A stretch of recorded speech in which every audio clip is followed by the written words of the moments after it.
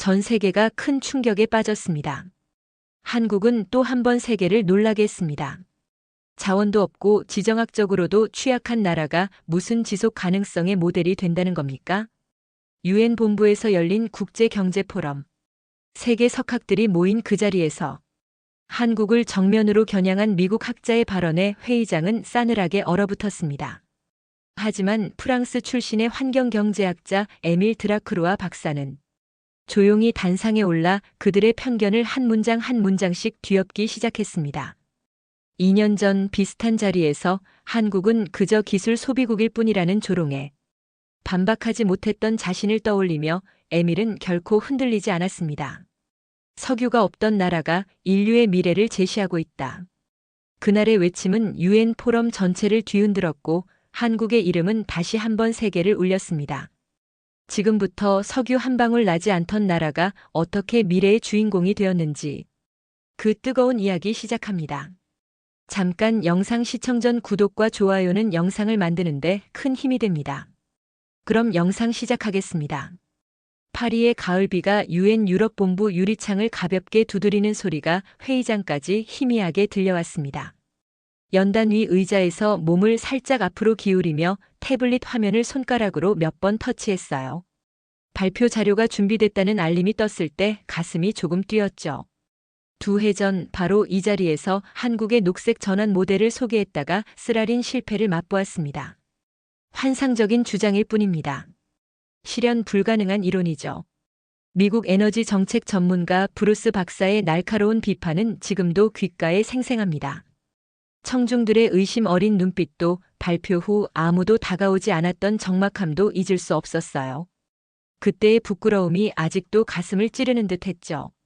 그날 이후 연구를 완전히 뜯어고쳤습니다. 한국의 에너지 정책과 녹색 성장 모델이 단순한 이론이 아님을 증명하기 위해 직접 한국으로 건너가 6개월을 보냈어요. 서울과 울산을 중심으로 현장 데이터를 꼼꼼히 모았고 정책 담당자들과 깊이 있는 인터뷰도 진행했습니다. 무엇보다 실제 시민들의 일상에서 이 정책들이 어떻게 작동하고 있는지 세밀하게 살펴봤죠. 스마트 그리드 시스템이 적용된 아파트 단지에서 실제 거주자들의 이야기를 듣고 수소 도시로 변모하는 울산의 공장지대를 직접 걸어다녔어요. 자료와 숫자만으로는 전달할 수 없는 현장의 생생함을 온몸으로 느꼈습니다. 이번에는 달라질 겁니다. 매일 아침 거울을 보며 다짐했어요. 더 이상 이론가가 아닌 현장 연구자로서 말이죠. 회의장 입구가 열리고 참석자들이 하나둘 들어오기 시작했습니다. 이번 유엔 환경포럼의 주제는 자원 없는 국가의 지속 가능한 성장 전략이었어요. 다시 한번 발표자로 초청받았죠. 한국 사례를 재조명할 수 있는 운명이 준 2번째 기회였습니다. 태블릿에 저장된 발표 자료를 마지막으로 확인하며 깊은 숨을 들이마셨어요. 눈에 띄는 것은 2년 전과 똑같은 자리에 앉은 브루스 박사의 모습이었습니다. 그의 날카로운 시선이 느껴졌어요. 이번에는 그 시선이 조금 다르게 느껴졌죠. 적대적이라기보다는 호기심 어린 듯 했습니다. 천천히 심호흡을 했어요. 이번엔 감정에 휘둘리지 않을 것입니다. 2년 전과 달라진 것은 준비된 데이터만이 아니었죠. 마음가짐도 달라져 있었습니다. 시작하겠습니다. 진행자의 말에 고개를 끄덕였어요. 심장이 다시 뛰기 시작했지만 이번엔 두려움이 아닌 기대감으로 가득했습니다. 첫 발표자로 소개된 것은 다름 아닌 브루스 박사였습니다. 미국 에너지 정책 연구소의 수석 연구원이자 하버드 출신의 권위자죠. 그가 단상에 올라서자 청중들의 반응이 달라지는 것을 느낄 수 있었어요. 등이 저절로 곧게 펴지는 긴장감 같은 것이었습니다. 브루스는 슬라이드를 넘기며 세계 에너지 시장의 현황과 각국의 대응책을 차분히 설명했어요. 기름 한 방울 나지 않는 나라들이 에너지 안보를 위해 어떤 전략을 취해왔는지 분석하는 내용이었습니다. 그의 목소리는 2년 전보다 부드러웠지만 슬라이드의 데이터는 더 날카로웠죠. 자원이 부족한 국가들이 택할 수 있는 길은 크게 3가지입니다. 그가 말했어요. 첫째, 자원 강국들과의 전략적 동맹. 둘째, 대체 에너지 기술 개발. 셋째, 에너지 소비 자체를 줄이는 구조적 전환이죠. 그의 발표는 차분했지만 마지막 슬라이드에서 심장이 뛰기 시작했습니다. 거기에는 한국의 에너지 자립률 그래프가 있었어요. 지난 30년간의 데이터였죠. 붉은색 선은 거의 바닥을 기어가고 있었습니다. 다음 발표자 에밀 박사는 한국의 녹색 전환 모델을 소개해 주실 겁니다. 브루스가 이쪽으로 고개를 돌렸어요. 한국은 기술력은 뛰어나지만 에너지 자립률은 여전히 낮은 편입니다. 이런 나라가 지속 가능성의 롤모델이 될 수 있을까요? 표면적으로는 공손한 질문이었지만 그 안에 담긴 의심과 견제를 놓치지 않았습니다. 2년 전과는 다른 방식의 도전이었어요. 노골적인 조롱 대신 데이터와 논리로 무장한 질문이었죠. 청중 몇몇이 고개를 끄덕였습니다. 그들의 눈빛에서 그래, 맞아라는 공감이 읽혔어요. 브루스의 의도는 분명했죠. 발표 시작 전에 이미 의심의 씨앗을 심은 것입니다. 손바닥에 땀이 배었지만 심호흡을 크게 했어요. 2년 전에 내가 아닙니다. 감정적으로 대응하지 않을 거예요. 오히려 이것은 기회였죠. 브루스가 던진 질문은 준비한 발표의 핵심을 정확히 건드렸으니까요. 단상으로 올라가며 미소 지었습니다. 좋은 질문 감사합니다, 브루스 박사님. 바로 그 질문에 대한 답을 준비해 왔어요. 청중의 시선이 쏠렸죠. 태블릿을 연결하고 첫 슬라이드를 띄웠습니다. 화면에는 자원의 한계를 넘어서 한국의 지속 가능한 성장 모델이라는 제목이 나타났어요. 이번에는 준비가 되어 있었습니다. 단순한 이론이 아닌 증명된 변화에 대한 이야기를 시작할 시간이었죠. 심호흡을 한 번 더 했습니다. 이번엔 다릅니다. 준비됐어요. 한국은 석유 한 방울 나지 않는 나라입니다. 첫 문장을 던졌죠. 청중의 눈빛이 달라졌습니다. 그런데 왜 한국이 롤모델이 될 수 있을까요? 화면이 전환됐어요. 서울의 야경이 펼쳐졌죠. 그 아래로 숫자가 떠올랐습니다.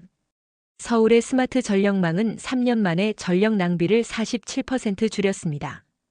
청중 사이에서 작은 소음이 들렸어요. 노트북 키보드 소리였죠.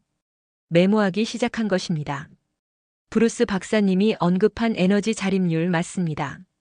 한국은 여전히 낮아요. 솔직하게 인정했죠. 숨기지 않았습니다. 그리고 바로 다음 슬라이드로 넘겼어요. 하지만 중요한 건 자립률 자체가 아닙니다. 얼마나 효율적으로 사용하느냐죠. 울산 수소도시 프로젝트 영상이 재생됐습니다. 공장지대가 화면에 가득했어요. 그리고 점점 변해갔죠. 회색 건물들 지붕 위로 태양광 패널이 하나둘 올라갔습니다. 거리엔 수소버스가 다니기 시작했어요. 울산은 3년 만에 산업단지 에너지 효율을 58% 높였습니다. 수출 물량은 그대로였죠. 브루스의 표정이 미묘하게 변했어요. 그가 펜을 들어 무언가 적기 시작했습니다. 다음 슬라이드는 학교 교실이었죠. 아이들이 직접 디자인한 에너지 절약 시스템이 보였습니다. 가장 중요한 변화는 교육입니다. 전국 초등학교 73%가 환경 실천 프로그램을 운영해요. 데이터를 하나씩 보여줬죠. 모두 검증된 숫자였습니다. 6개월 동안 직접 모은 자료들이었어요. 한국은 자원이 아니라 정책 설계력과 사회적 의지로 문제를 돌파했습니다. 청중 중 한 명이 손을 들었죠. 중동 출신으로 보이는 여성이었습니다. 그 정책 설계 구체적으로 어떻게 가능했나요? 기다렸던 질문이었어요. 태블릿을 터치해 새 자료를 띄웠습니다. 금융 인센티브와 규제의 균형입니다. 이 그래프를 보세요. 부산 해운대 스마트시티 프로젝트 데이터였어요. 빨강은 규제, 파랑은 인센티브 비율이었죠. 초기엔 인센티브가 68%였습니다. 시민들이 익숙해진 후엔 규제를 33%로 높였어요. 머리를 끄덕이는 사람들이 늘어났습니다. 이론이 아닌 실제 사례에 반응하는 것이었죠. 브루스의 표정이 점점 진지해졌어요. 더 이상 의심보다는 호기심이 엿보였습니다. 마지막 슬라이드를 보여줬죠. 한국 기술이 적용된 세계 각국의 사례들이었습니다. 이건 베트남 해안 도시의 재생에너지 전환율입니다. 한국 모델 적용 후 3년간의 변화죠. 상승 그래프의 청중이 다시 한번 술렁였어요. 이론이 아닌 전 세계에서 검증된 결과였으니까요. 질문 받겠습니다. 물 한 모금 마시며 기다렸죠. 청중의 시선이 달라져 있었습니다. 의심보다는 관심으로 변해 있었어요. 이제 진짜 시작이었습니다. 질의응답이 시작됐습니다. 여러 손이 올라갔어요. 그 중에서 가장 눈에 띄는 것은 뒷줄에 앉은 중년 남성이었죠. 진행자가 그를 지목했습니다. 아흐메드 라만 박사님, 질문 부탁드립니다. 남자가 자리에서 일어났어요. 그의 명찰이 빛에 반사됐죠. 인도네시아 자카르타 기후변화 연구소라고 적혀 있었습니다. 질문이라기보다는 보충 설명입니다. 그의 목소리는 조용했지만 또렷했어요. 회의장이 순식간에 조용해졌죠. 우리 자카르타는 2년 전 한국과 협력해 수소 에너지 마을을 만들었습니다. 그가 자신의 태블릿을 꺼내 화면을 조작했어요. 진행자의 허락을 받아 그의 화면이 메인 스크린에 연결됐습니다. 자카르타 외곽에 작은 마을 사진이 나타났죠. 지붕마다 설치된 태양광 패널이 보였어요. 마을 중앙에는 소형 수소 저장소가 있었습니다. 이 마을은 지금도 실제 운영 중입니다. 라만 박사가 손가락으로 화면을 넘겼어요. 마을 주민들이 함께 찍은 사진이 나왔죠. 홍수 시즌에 주변 지역이 모두 정전됐을 때도 이 마을만 전력이 살아있었습니다. 그의 목소리에 힘이 실렸어요. 이건 이상론이 아닙니다. 실천 사례죠. 청중 사이에서 작은 술렁임이 일었습니다. 라만 박사를 기억해냈어요. 6개월 전 자카르타에서 만났던 연구자였죠. 감사합니다, 라만 박사님. 진심으로 고마웠습니다. 계속 이어서 설명했어요. 인도네시아뿐만 아니라 베트남, 필리핀에서도 비슷한 프로젝트가 진행 중입니다. 다음 질문자는 유럽연합에서 온 젊은 여성이었죠. 한국 모델의 비용 대비 효율성은 어떤가요? 다른 나라들과 비교해서요. 준비된 질문이었습니다. 바로 데이터를 보여줬어요. 초기 투자비는 15% 높습니다. 하지만 3년 후부터 회수가 시작돼요. 7년 차엔 독일, 덴마크 모델보다 효율이 22% 높아집니다. 숫자와 그래프가 말해주는 객관적 사실이었죠.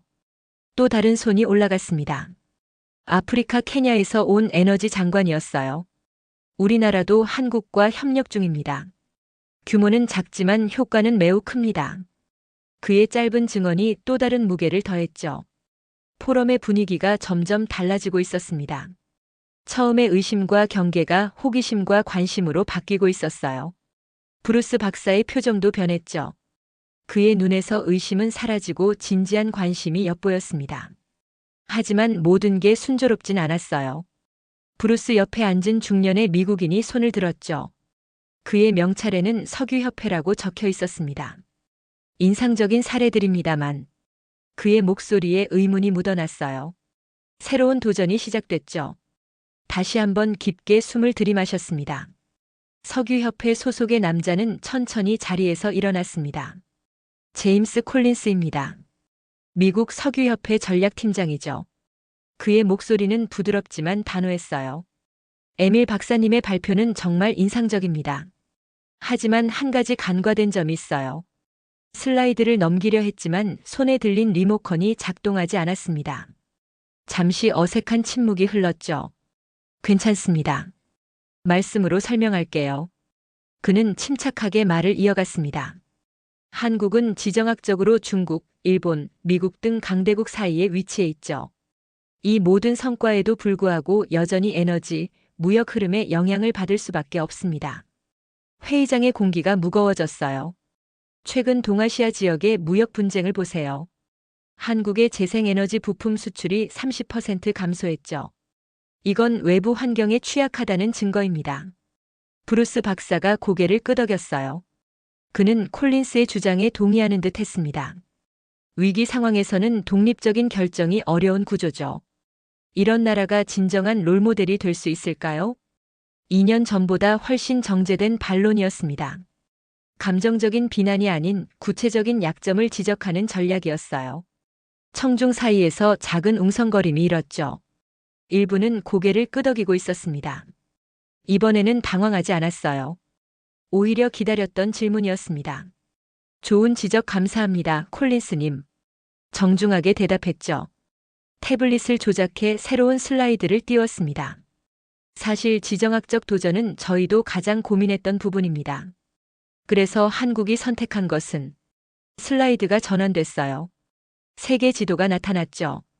한국을 중심으로 여러 국가들이 연결선으로 이어져 있었습니다. 바로 전략적 다변화였습니다. 브루스 박사의 눈이 커졌어요. 그는 자세를 바꿔 화면을 주시했습니다. 다음 슬라이드를 보시죠. 이것은 한국의 에너지 기술 협력국 변화 추이입니다.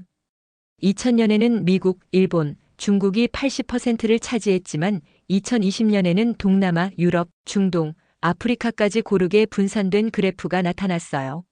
한국은 한 시장에 종속되지 않기 위해 지속적인 다변화 전략을 펼쳐왔습니다. 콜린스의 표정이 미묘하게 변했죠. 준비했던 반론이 빗나간 듯 했습니다. 그리고 그 중심에는 기술보다도 사람과 신뢰가 있었어요. 마지막 문장을 강조했습니다. 청중들 중 몇몇이 고개를 끄덕이며 메모하기 시작했죠. 세계 지도 위에 반짝이는 점들이 하나둘 늘어났습니다. 동남아, 유럽, 중동, 아프리카, 남미까지 각 대륙을 연결하는 선들이 한국을 중심으로 퍼져나갔어요. 이것은 단순한 무역 관계가 아닙니다. 기술 공유와 인적 교류의 네트워크죠. 다음 슬라이드로 넘어갔습니다. 베트남 하노이의 스마트 그리드 교육센터였어요.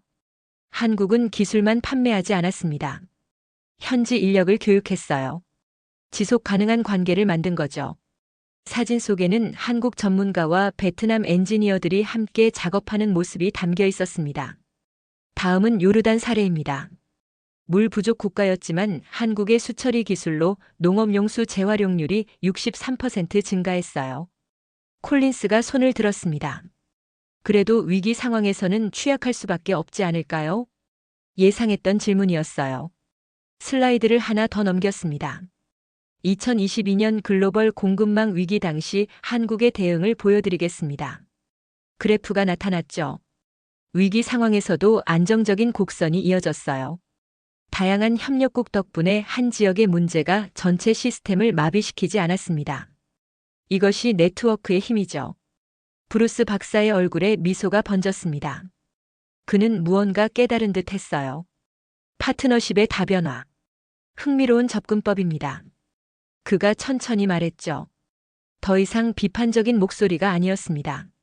청중 중에서 아프리카 대표단이 고개를 끄덕였어요. 그들에게는 더욱 절실한 모델이었을 테죠. 다음 슬라이드에는 신뢰 기반 협력이라는 제목이 있었습니다. 기술 이전에서 가장 중요한 건 신뢰입니다. 한국은 파트너 국가들과 장기적 관계를 구축했어요. 케냐 대표가 손을 들었죠. 저희 국가에서는 한국의 엔지니어들이 2년 동안 현지에 머물렀습니다. 함께 일하고 함께 배웠어요. 그의 증언이 발표 내용을 더욱 강화했습니다. 바로 그겁니다. 신뢰는 단기간에 만들어지지 않아요. 한국의 성공 비결은 인내심이었죠. 회의장의 분위기가 확실히 달라졌습니다. 의심과 경계가 사라지고 호기심과 존중이 채워졌어요. 콜린스조차 고개를 끄덕이고 있었죠. 그의 반론은 설득력을 잃어가고 있었습니다. 마지막 슬라이드를 보여줬어요. 한국은 자원이 아닌 관계를 자원으로 삼았습니다. 이것이 진정한 지속 가능성의 비결이죠. 발표가 거의 마무리될 무렵 회의장 뒤쪽에서 한 젊은 남성이 조용히 손을 들었습니다. 진행자가 그를 지목했어요. 다니엘 워커입니다. MIT 에너지 연구소 소속이죠. 그가 말하자 브루스 박사가 살짝 미소 지었습니다. 그의 제자였군요. 질문이 아닌 개인적인 경험을 나누고 싶습니다. 다니엘의 목소리는 차분했어요. 회의장 전체가 귀 기울였죠. 저는 고등학생 시절 한국에서 교환학생으로 1년을 지냈습니다. 예상치 못한 이야기에 모두의 시선이 그에게 쏠렸어요. 당시 한국의 그린스쿨 프로그램에 참여했죠. 학생들이 직접 학교 에너지 정책을 만들고 실행하는 프로젝트였습니다. 그의 얼굴에 따뜻한 추억이 스쳐 지나가는 듯 했어요. 처음에는 낯설었습니다. 에너지를 아끼기 위해 복도 불을 끄고 교실 온도를 조절하는 게 귀찮기도 했죠. 청중들 사이에서 작은 웃음이 흘렀습니다. 하지만 점차 변화가 보였어요. 학생들이 자발적으로 참여하기 시작했습니다. 단순한 규칙이 아닌 문화가 된 거죠. 다니엘은 브루스 박사를 향해 고개를 돌렸습니다. 스승님께서는 항상 시스템적 사고의 중요성을 강조하셨죠. 한국에서 저는 그것을 직접 경험했습니다. 브루스 박사의 표정이 깊어졌어요. 그는 자신의 가르침이 예상치 못한 방식으로 연결되는 것을 느낀 듯 했습니다. 그때 배운 환경교육과 시민 참여 모델은 지금도 제 연구의 핵심입니다. 이론이 아닌 실천에서 배웠죠. 다니엘의 증언은 감정적인 호소가 아니었어요. 개인의 경험을 바탕으로 한 진솔한 공감이었습니다. 브루스 박사는 더 이상 반박하지 않았어요. 그저 고개를 끄덕일 뿐이었죠. 그 순간 무언가가 변했습니다. 더 이상 누가 맞는가의 논쟁이 아니었어요. 서로 다른 관점에서 같은 목표를 향해 나아가는 대화가 된 것이죠. 한국의 모델은 완벽하지 않습니다. 말을 이어갔어요. 하지만 우리가 배울 점은 분명히 있습니다. 그들의 경험은 우리 모두에게 귀중한 자산이죠. 브루스 박사가 천천히 박수를 치기 시작했습니다. 그리고 하나둘 전체 회의장이 박수 소리로 가득 찼어요. 이것은 승리도 패배도 아니었습니다. 서로의 지혜를 나누는 진정한 대화였죠. 포럼이 끝난 후 로비에 유엔 환경정책 리포트 선정 발표가 게시됐습니다. 그 중앙에 제 발표가 SDG 우수 사례로 등재되어 있었어요. 축하합니다, 에밀 박사. 뒤에서 브루스의 목소리가 들렸죠. 그는 이제 적이 아니었습니다. 감사합니다, 브루스 박사님. 당신의 질문들이 제 연구를 더 단단하게 만들어줬어요. 그는 미소 지었습니다. 좋은 과학은 항상 엄격한 검증을 거쳐야 하니까요. 우리는 함께 로비를 걸었죠. 주변에서는 여러 나라 대표들이 네트워킹을 하고 있었습니다. UN SDG 레포트의 한국 모델, 지속 가능성을 위한 중형국가 전략 항목으로 공식 등재될 예정이라고 들었습니다. 브루스가 말했어요. 그의 목소리에는 진심 어린 존중이 담겨 있었죠. 네, 방금 확인했습니다. 2년 전에는 상상도 못했던 일이에요. 그때 한 여성 기자가 다가왔습니다. 그녀는 녹음기를 들고 있었어요. 에밀 박사님, 인터뷰 가능할까요? BBC입니다. 카메라가 켜졌죠. 그녀의 첫 질문은 단순하면서도 본질적이었습니다. 한국이라는 나라가 이 포럼에서 의미하는 바는 무엇인가요? 잠시 생각했어요. 그리고 말했죠. 한 나라가 작고 자원이 부족해도 사람과 아이디어, 그리고 실천이 있다면 세계를 바꿀 수 있다는 증거입니다. 한국은 그것을 말이 아니라 행동으로 보여주었어요. 기자는 고개를 끄덕였습니다. 마지막으로 한마디 더 부탁드립니다. 깊은 숨을 들이쉬었어요. 2년 전의 좌절, 6개월간의 현장 연구, 그리고 오늘의 성과까지 모든 여정이 떠올랐습니다. 한국은 거대한 자원이 없었습니다. 대신 그들은 사람을 키웠고 미래를 그렸어요. 그리고 지금 세계는 그들의 이야기를 듣기 시작했죠. 인터뷰가 끝나고 창밖을 바라봤습니다. 파리의 가을비는 그쳤어요. 햇빛이 구름 사이로 비치기 시작했죠. 브루스가 손을 내밀었습니다. 다음에는 같은 팀으로 연구해보면 어떨까요? 웃으며 그의 손을 잡았어요. 좋은 생각입니다. 모든 관점이 필요하니까요. 멀리 에펠탑이 보였습니다. 그 위로 무지개가 떠오르고 있었어요. 화면은 서울의 야경, 울산의 수소버스, 학교 환경교실의 아이들로 전환됩니다. 그리고 마지막으로 지구 전체가 보이는 우주에서의 장면이 나타나죠. 작은 나라가 세계에 남긴 큰 메시지. 그것은 희망이었습니다. 오늘 영상은 여기까지입니다. 여러분의 구독과 좋아요는 영상 제작에 큰 힘이 됩니다. 긴 영상 시청해 주셔서 감사합니다. 지금까지 감동사다리였습니다.